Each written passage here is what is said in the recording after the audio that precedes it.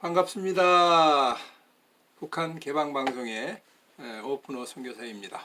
남북 통일보다 먼저 북한이 개방이 되어야 됩니다. 북한 개방 없는 통일은 남북 모두에게 큰 재앙이 됩니다. 북한이 개방되어야 남북 모두가 잘 살 수 있게 된다고 믿는 사람입니다. 북한이 개방되는 것을 하루속히 보고 싶습니다. 오늘은 주제는 탈북민 중에서 기독교가 잘 믿어지지 않아서 고민하는 분들에게 한 말씀 드리고 싶습니다. 탈북한 분들이 교회에 나와서 제일 처음 체험하는 것이 북한과 교회가 많이 닮았다고 생각하는 것입니다. 북한의 10대 강령과 성경의 계명이 비슷합니다. 김일성 교시화가 바로 성경 말씀입니다.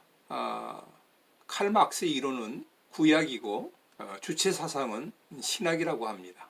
북한에서 매주 한 번씩 하는 사상투쟁인 생활총화는 마치 교회에서 회개하는 것과 비슷하다고 생각합니다. 김일성과 예수님을 섬기는 것을 비슷하게 여기고 있습니다. 북한에서 하는 일이 어떻게 똑같이 교회에서 하느냐고 몹시 혼란스러워하고 있습니다. 이렇게 혼란스러우실 때는 잘 알아야 하는 것은 기독교의 많은 것들을 김일성이가 도용했다라는 것입니다.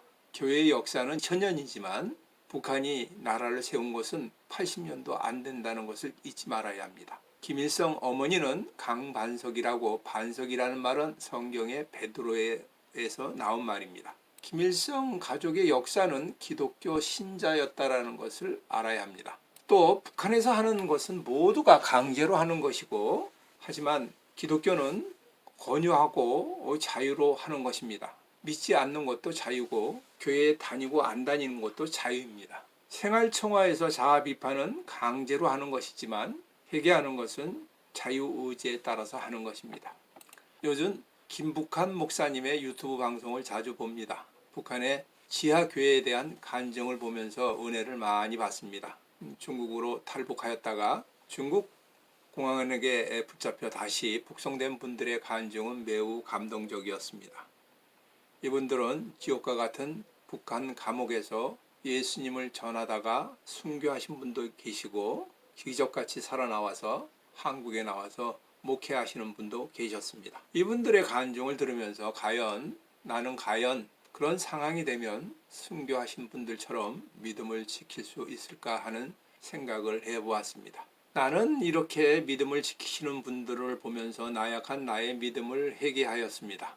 북한 선교를 한다고 하면서 한 일은 너무나 적어 마치 자신이 벌어져 갔다라는 생각으로 마음을 치며 가슴을 치며 회개하였습니다. 여러분의 믿음은 어떠하십니까? 나의 믿음은 어떤 수준일까요? 교회를 다니지만 잘 믿어지지가 않아서 고민이신 분이 계십니까? 어떤 때는 믿음이 있는 것 같지만 어떤 때는 믿음이 전혀 없는 것 같은 생각을 하고 행동하는 것을 발견하고 부끄러워하지는 않습니까? 만일 누가 내 머리에 총을 겨누르고 예수님을 부인하면 살려주겠다 아니면 죽이겠다 할 때 예수님을 부인하지 않을 자신이 있으십니까? 믿음을 달라고 기도해 보신 적이 있으십니까? 오늘은 어떻게 하면 굳건한 믿음을 가질 수 있는지에 대하여 말씀을 드리겠습니다. 하나님이 기뻐하시는 믿음을 가질 수 있는지에 대하여 말씀을 드리겠습니다. 먼저 굳건한 믿음을 가지려면 우리가 믿는 대상을 바로 알고 믿어야 됩니다. 우리가 믿는 대상은 하나님이라는 것을 잊지 말아야 합니다. 교회에 나오는 많은 사람들은 보이지 않는 하나님 대신 눈앞에 보이는 사람을 보면서 하나님을 믿습니다. 목사님을 보면서 믿습니다. 자신에게 사랑을 베푼 교회로 인도하신 사람을 보면서 믿습니다. 그러나 사람을 보고 믿어서는 안 됩니다. 오직 하나님만을 보고 믿어야 합니다. 사람은 믿을 대상이 아닙니다. 다만 사랑하여야 할 대상입니다. 저는 선교사로서 처음 선교지에 부임하였을 때 사람들이 후원해 줄 것을 기대하였습니다. 사람들을 믿었고 후원해 주는 교회를 믿었습니다. 그러나 후원하여 줄 것 같이 기대한 사람은 후원하여 주지 않고 하나님은 한 번도 만난 적이 없는 사람들을 통하여 후원을 받게 하셨습니다. 마치 엘리야가 까마귀에게 공급을 받듯이 하였습니다. 그리고 저는 이것을 보고 깨달았습니다. 모든 필요는 오직 하나님께만 구하라는 것입니다. 하나님은 전능하신 분입니다. 하나님은 당신에게 일을 시킬 때 그 종이 필요할 것을 반드시 공급하시는 분이십니다. 사람에게 구하지 않고 하나님께만 구하니까 살아계신 하나님을 만나게 되었습니다. 그분은 나의 목소리를, 세밀한 음성을 듣고 계신 분이었습니다. 북한 감옥에서 아무 사람에게 도움을 받을 수 없는 상태에서 구했을 때 그때마다 응답하시는 하나님을 만나서 큰 믿음을 받았다고 간증하십니다. 이분들은 북한 감옥 생활이 가장 행복했다고 간증합니다. 왜냐하면 그때 가장 친밀한 관계를 맺을 수 있는 시간이 되었기 때문입니다. 그때 목소리를 죽이고 찬양했던 순간을 잊지 못한다고 하십니다. 예레미야 33장 3절의 말씀입니다. 너는 내게 부르짖어라. 내가 내게 응답하겠고 내가 알지 못하는 크고 은밀한 일을 내게 보이리라. 이 말씀은 예레미야가 감옥에 갇혀 있을 때 하나님께 받은 말씀입니다. 예레미야가 감옥에 갇힌 이유는 바벨론에 의하여 성이 멸망이 되고 왕은 붙잡혀 가서 죽을 것이라고 예언을 하였기 때문입니다. 그리고 이때에 바벨론 군사들로 인하여 성은 포위가 되었습니다. 이때 절대절명의 시기였습니다. 북한에서 신앙생활 하다가 북한에 끌려가서 모진 고문을 받은 자매의 간증입니다. 사각나무를 무릎 사이에 끼워놓고 무릎 위에 올라가서 밟으면 까무러치게 아프다고 합니다. 그래서 자매님은 하나님께 기도하였다랍니다. 너무 아픕니다. 하나님 아프지 않게 해달라고 기도하였다고 합니다. 그랬더니 하나님이 음성이 들리더랍니다. 내가 너를 위하여 십자가에서 고통받은 것을 기억하라고 하시더랍니다. 그래서 자매님은 주님의 십자가의 고통을 함께 받을 수 있도록 하여 주셔서 감사합니다. 이렇게 기도하였더니 하나도 아프지 않았더랍니다. 뚝 하는 소리가 나서 정신을 차렸는데 나무가 부러지는 소리였습니다. 간수가 이상히 여기면서 하는 말이 너는 벽만 보고 중얼중얼 거리면서 아프지 않다고 하는 것을 보니 내가 정신이 이상한 것 같다. 그리고 고문을 중단하더랍니다. 이 자매는 자기와 함께 계신 하나님으로 말미암아 너무나 감사하고 기뻐하였습니다. 하나님이 함께 계시는 곳은 그 어디나 천국입니다.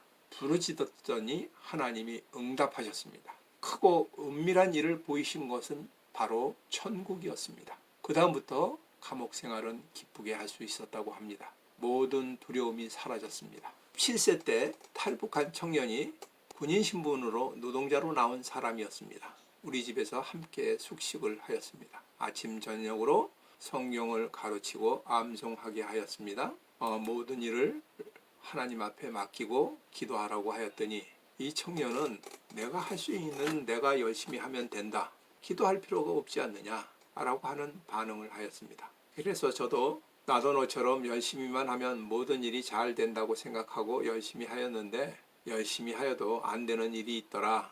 그래서 기도가 꼭 필요할 것이다 라고 하는 간증을 하였습니다. 그리고 며칠 후에 북한 회사에서 현상금과 지원금을 받은 러시아 경찰의 체포조로에게 쫓기는 신세가 되었습니다. 한 달 동안에 8번이나 장소를 옮겨 다니면서 그는 하나님 앞에 저절로 기도가 나왔습니다. 이런 어려움을 통하여 나중에 그 형제는 북한을 선교하는 선교사가 되겠다는 말을 하는 신앙의 정도가 되었습니다. 에레미야는 하나님께 부르짖어서 응답을 받았습니다. 하나님이 크고 기이한 일을 보여주십니다.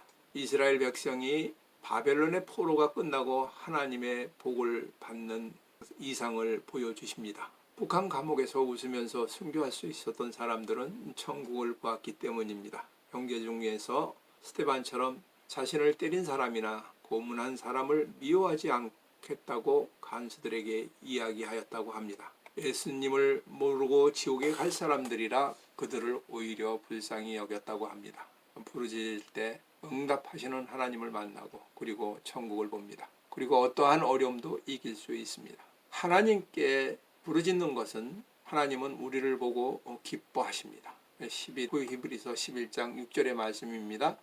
믿음 없이는 하나님을 기쁘게 하지 못하시나니 하나님께 나가는 자는 반드시 그가 계신 것과 또한 그가 자기를 찾는 자들에게 상 주시는 이심을 믿어야 할지니라. 자기를 찾는 자에게 상을 주시는 분이 하나님이십니다. 하나님은 이렇게 상을 걸어놓고 부르짖기를 기다리십니다. 사람들이 왜 하나님을 찾지 못할까요?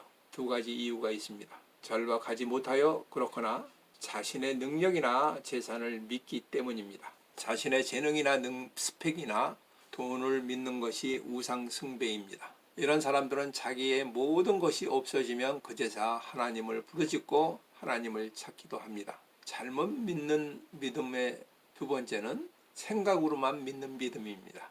여기 만일 의자가 있다고 가정합시다. 오랫동안 서 있어서 다리가 아픕니다. 저 의자에 앉으면 평안하게 다리를 쉴 수 있다고 생각만 하여서는 안 됩니다. 행동으로 옮겨야 됩니다. 내가 행동으로 옮겨서 이 의자에 앉을 때 나는 다리를 편히 쉴 수가 있습니다. 예수님을 영접하는 것도 실제로 내 마음에 모시는 것입니다. 생각으로만 모시는 것이 아닙니다. 믿음은 전적으로 신뢰하는 믿음이 진짜 믿음입니다. 로마서 10장 10절의 말씀입니다. 마음으로 믿어 의에 이루고 입으로 시인하여 구원에 이르느니라. 입으로 시인하고 마음으로 믿어야 합니다. 생각으로 믿는 것과 마음으로 믿는 것은 다릅니다. 믿는 것은 영접하는 것이 따라온다고 했습니다. 하나님과 함께 생활을 해야 합니다. 함께 생활할 때 친밀한 관계가 이루어집니다. 이때 온전한 믿음이 생깁니다. 사람과 사람이 사귀는 것도 마찬가지입니다. 태어나서 처음 본 사람을 바로 믿을 수 있습니까? 만나서 교제를 하고 그 사람에게 대하여 잘 알아야만이 서로 신뢰하고 믿을 수가 있습니다. 자주 만나서 아무 말도 하지 않고 헤어지면 되겠습니까?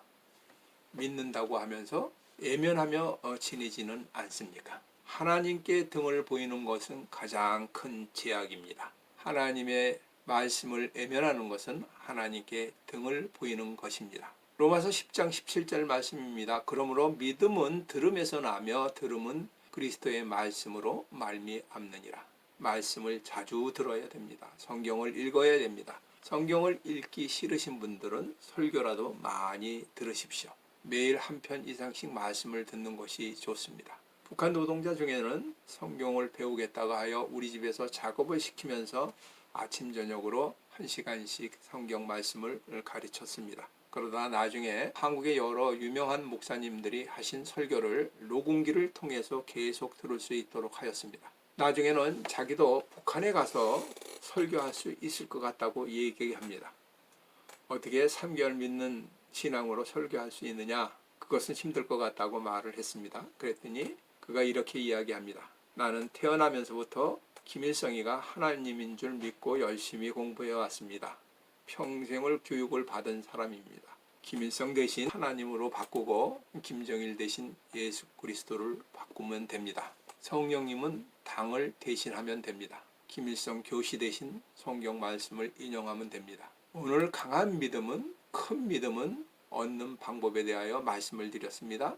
첫째는 믿음의 대상을 바로 알아야 됩니다. 하나님만을 믿어야 됩니다. 사람을 믿어서는 안 됩니다. 물질이나 돈을 믿어서도 안 됩니다. 자기 자신의 능력과 지혜를 믿어서도 안 됩니다. 두 번째, 생각으로만 믿어서는 안 됩니다. 입으로만 믿어서도 안 됩니다. 하나님을 전적으로 신뢰해야 합니다. 전적으로 신뢰하려면 주님이 내 안에서 살아야 됩니다. 주님이 온전히 내 삶의 주인이 되어야 합니다. 영접하고 모시고 살아야 됩니다. 믿음은 하늘에서 뚝 떨어지는 것이 아닙니다. 세 번째, 말씀을 통하여 하나님을 바로 알아야 합니다. 바로 알아야만이 신뢰할 수 있습니다. 말씀을 읽을 수 없다면 들읍시다. 일하면서도 들을 수는 있습니다. 큰 믿음, 하나님을 전적으로 신뢰하는 믿음은 하나님을 잘 아는 사람이 받는 복입니다. 지금까지 경청하여 주셔서 감사드립니다. 방송을 듣고 느끼신 것을 댓글로 남겨주시면 감사하겠습니다. 처음 보시는 분들은 구독 버튼을 눌러주시면 계속 보실 수가 있습니다. 저는 북한이 개방될 때까지 계속 유튜브 방송을 진행하도록 하겠습니다. 다음에 만날 때까지 안녕히 계십시오. 감사합니다. 안녕히 계십시오.